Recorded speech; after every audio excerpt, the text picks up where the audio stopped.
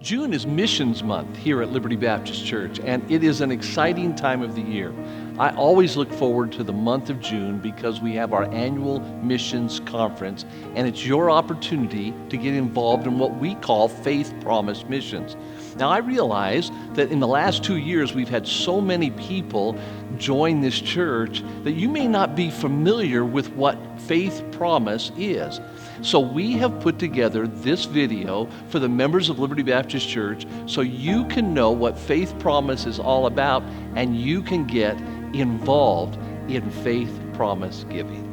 Faith Promise is based on one Bible story, the story of Hannah, the mother of Samuel.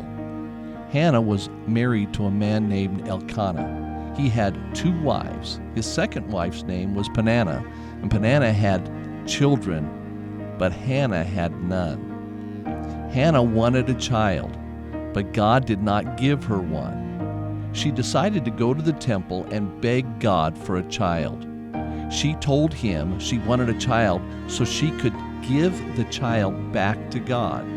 She promised God by faith if he would give her a son, she would give that son back to him. God gave her a son named Samuel, and she kept her promise.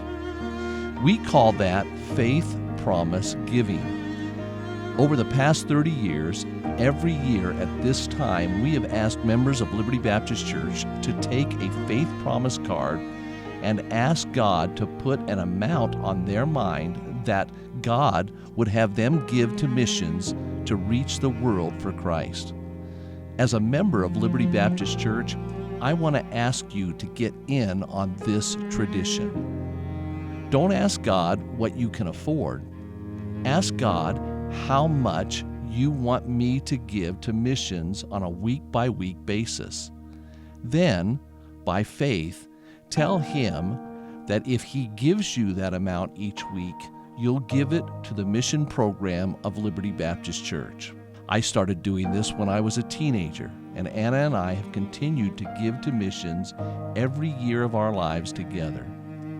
We have had the privilege of literally giving hundreds of thousands of dollars to missions over the past 44 years. Remember, you're not asking God what you can afford, you're asking God what he wants you to give by faith. You're committing to pray that God will supply that amount each week. As God supplies, you are committing to give that to missions. You might be asking, so why the card? The card is not you making a promise to the church. The promise is between you and God. That is why there is no place for your name on the card. The card is just a tool for us to record what has been promised as an encouragement to the entire church. Next Sunday, when we take our Faith Promise card offering, we will celebrate what God is going to do through our collective efforts to reach our world.